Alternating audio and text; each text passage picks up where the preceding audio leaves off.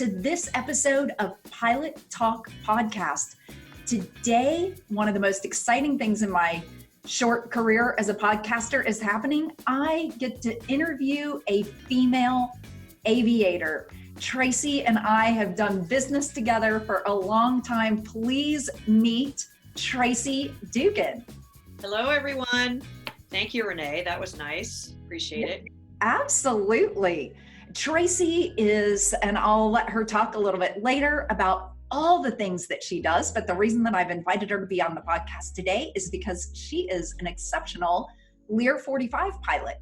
So Traci, can you tell us a little bit about how long you've been flying the Lear 45 and maybe how many hours you have overall as a pilot? Yeah, thank you. I have flown the 45 series about just under 10 years now. And it's an amazing aircraft. It's so fun to fly. It's like a rocket. You fly in the mid 40s. It's awesome. Great curb appeal. It's not a traditional Lear like you think. You know, people who don't know anything about jets, they call all jets a Learjet just because that was one of the first jets ever produced. Good branding. Commercial. But this is a Bombardier product. So it's a clean slate product. They literally developed it from the ground up and put it under the Learjet type of branding. But it's a Bombardier product and it looks just like basically a smaller Challenger in the flight deck. It's awesome. I love it. Fantastic. Well, let's talk a little bit about how it performs. Okay. And I know that you fly some other aircraft, you've flown some other aircraft in this particular size class, in the light jet size. How does this compare in operation to a Cessna product? This is what would they call it? They would call it a super light jet. It's on our charter certificate and we sell it as a mid-size product because it has a great range. You can fly from Chicago to Palm Springs, for instance, nonstop with eight people in the back and luggage. You fly in the mid 40s, you fly at 8.1 Mach, so that's really fast. It is faster than some of the Citations. I'm a Citation driver. I've flown a lot of the Citations from the ones all the way up to Citation 7. I have not flown a Citation 10. That would be comparable in speed to a Lear 45 series. It's great. It's fully automated, total glass cockpit, fast, easy to fly in terms of as long as you have training on the aircraft. It's a great airplane to fly. Totally reliable. I just love it. It's great. It's very high tech, lots of computers, lots of redundancy for safety. It pretty much takes care of the pilot on the flying, on the safety issues. Everything's redundant. So if you have, who needs a pilot's license then? I know. I shouldn't say that. Probably will be. It'll be coming to that. I'll be sitting in the back, which wouldn't be bad either. But there are cocktails back there in case you didn't know. Yes. I know you usually sit up front. But hey, with the speed that you get from the Lear products, which is greater than those of some of their competitors, are there any challenges with landing? I think you land a little bit faster speed than you do with a Cessna. Do you have to have any sort of special touch to fly this airplane over one of its competitors? Well, the special touch, you have to be a good pilot to fly the aircraft, but you have to really be a good pilot to fly any turbine product, or any aircraft actually, for that matter. You know, that's pretty much aerodynamically it's going to fly the same. But the cool part about the Lear 45 series, and that there's a Lear 45, a Lear 40, and a Lear 40, which is just a little shorter model of the 45, one less row of seats, right, with the same engines. They have awesome brakes. They have carbon brakes, which allow you to stop on a dime, and they don't wear out. They are real heavyweight industrial type of brakes that work great. In fact, all the performance numbers on the Lear 45 series also this is true for Cessna, but it does not take into account like landing distance and takeoff distance. Landing distance specifically doesn't take into account thrust reversers. They don't factor in any thrust reverser because they have such great brakes. We have an internal rule in our company that we like to land on runways that are 5,000 feet or longer. Mm-hmm. We do go into an airport, or we do have an opportunity to fly in an airport with less than 5,000 feet. That requires a runway airport analysis that is done by the captain of the flight and then approved by the director of operations, who I'm the director of ops or the chief pilot. That's our risk mitigating type of a thing. You don't see a lot of, we use APG, which is Aircraft Performance Group, for all of our calculations on max weight for takeoffs and landings and things like that. So we don't see incidences involving, performance limited runways, because primarily we're not going to go into airports that have performance limited runways. So from a Part 135 or charter perspective, how do you find the reliability of the Lear 45 compared to other airplanes? Awesome. It's a great it was very, very reliable. I really like the 45 because obviously you always calculate weight and balance. That's not only a personal item that you do as a pilot, as a captain of an aircraft, but it's a requirement for an FAA requirement for 135. So you calculate the weight and balance prior to departure, and then you must send that weight and balance information in document form, either email, fax, or text those CG numbers to our dispatch. So if something were to happen, we have all the record, we have proof that a weight and balance was conducted. But honestly, Renee, and we always do it, but it's so weird because when you do the calculations for weight and balance, it's always within CG. The 45 is hard to get out of the CG envelope. Okay, lots of people, lots of bags. The baggage compartment's huge in the back. You can get skis, golf clubs. We take eight sets of golf clubs, 8 golfers. Wow. Fly into Bandon Dunes, wherever we're flying, and have no issue.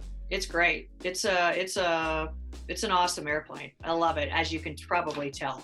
So how does that translate, that CG, how does it translate into the passenger experience flying in the aircraft? I'm assuming that it makes it a pretty smooth ride for them. I love the Lear because it has, it's long and it's very voluminous inside the cabin.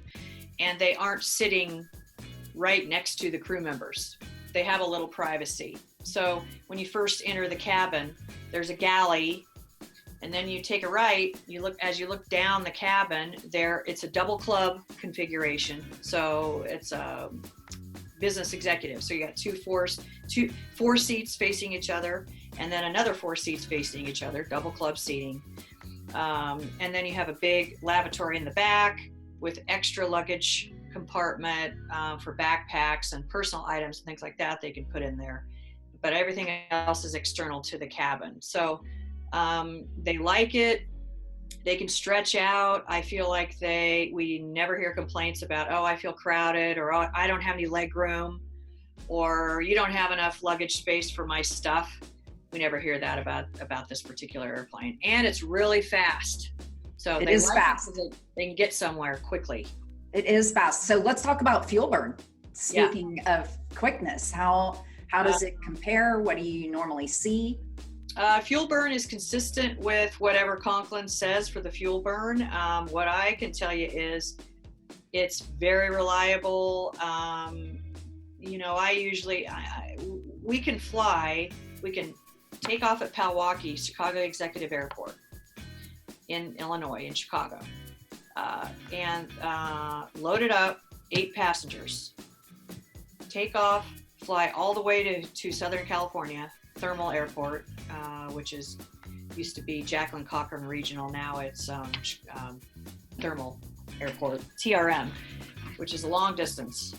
Land with lots of, over probably at least 1,200 pounds of fuel. And that would allow us to go to Los Angeles or to Palm Springs, big airport, Palm Springs, something like that. And it's great. That's why the customers like it, that you don't have a lot of quick turn. You don't have to stop for fuel a lot. They like to usually get where they're going. Some people like to get out and stop for fuel. Most of them don't, though. Most of them want to get on and go.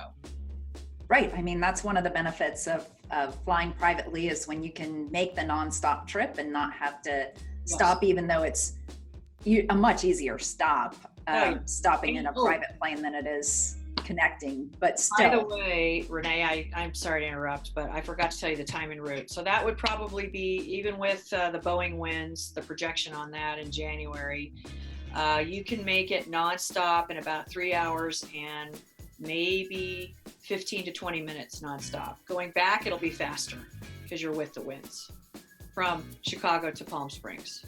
I feel like we should be able to measure that in the number of bottles of champagne that you would go through in the back of the car. I know. But that's just me thinking, because I don't sit up front where you sit. No champagne for you. I like the way you think. So let's talk a little bit, since I know that you are an operator and not just a pilot. Let's talk a little bit about the maintenance on the Lear 45, and if there are any idiosyncrasies that you see, any chronic maintenance problems that you've seen flying several different models of this aircraft. What's that like from an owner-operator perspective? The maintenance on the 45 is upfront. It is a little more like a sports car versus a Citation product in the 500 series. The Citation product in the 500 series is it's straightforward. It's more like a Chevy, if I can use a car analogy. A 45 is a little more like a sports car. You go faster, so the operating costs are a little bit larger than a Citation product, but the per nautical mile, it's about the same because the speed difference gets you there faster. So, from a cost per nautical mile, it's about the same as a CJ. Or a Citation, not a CJ, but a Citation product in the 500 series. So idiosyncrasies. It does not require any more maintenance than a typical jet. Jets have regular inspections you have to do. They have wear inspections and scheduled inspections. Do we have a lot of unscheduled maintenance? No, not really. I did have, on one of the Lears I was flying at one point, there was a windshield issue that we had. We did not depressurize. It was not an emergency, but we had a little bit of a crack on a windshield. So we diverted to Tucson out of California and got the windshield replaced. That just happens. The windshields are a third-party manufacturer. You get them through Bombardier, but and once they get out of tolerance, then you switch them out. Okay, so how about corrosion? Is that an issue on these aircraft, or is that not so much an issue?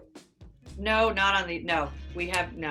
Of course, when we buy airplanes for our company and also for our clients, when we work with competent people like yourselves, that's part of the pre-purchase inspection, and we just don't deal with people who sell aircraft or who broker airplanes that are junk. You know what I mean? That's part of our knowledge base, and then we work with you guys, and that's been a real successful relationship because you are not going to be presenting us with any aircraft that are junky. Corrosion is associated either with southern latitude junk that's never been maintained, just by unreputable operators and also unreputable brokers. We don't deal with that. So I can say I have not had that much experience because we weed those things out before we even get those to the drawing board for purchase. Perfect. So just kind of recapping, great plane. It's fast. It flies in the mid 40s. It's easy to fly. It has awesome brakes. It's a great passenger experience, even full. Fuel burn is as advertised. Maintenance, there's nothing really expected. Are there any downsides? No. If I were to recommend an aircraft platform just to any client that I fly that wants light jet operating costs at mid-size jet operating speeds, I would tell them to buy a Lear 45 series product, a 40 or 45. The new one for the 45 is the 75. It's very similar, same type of a thing, just new. But the 45, you get everything because you don't have to pay mid-size operating costs to go fast. You can pay light jet operating costs and fly at mid-size jet speeds. It's awesome. And it's cool. So how fast have you had it? Oh, I fly 8.1 Mach every time. I don't do the long range cruise just because I like to go fast and I like to get there. And so do the people I fly usually. So we do max cruise thrust. We do MCT when we're flying the aircraft because the airplane can do it and we don't have to slow down to burn less fuel because we get there faster. So the fuel burn is the same by the time you get there faster versus pulling your power back to go long range cruise where you go slower. You know, mathematically, it's about the same. At least my experience has shown. Okay, so last question on this.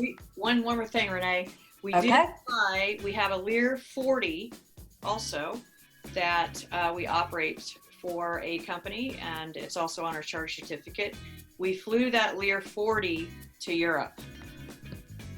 Very cool. So we went from Bangor, Maine, over to Reykjavik, and over into Croatia, and then went back across back to the United States. Awesome airplane. Beautiful. That was a beautiful trip. Yep. Awesome. Yep. Okay, Traci, last question about the Lear 45, and then I'm going to get into some more interesting stuff about how you ended up in this job anyway. Right. How much typically does it cost to charter a Lear 45 per hour? $2,900 per hour. And then there might be a fuel surcharge on top of that of $250 an hour.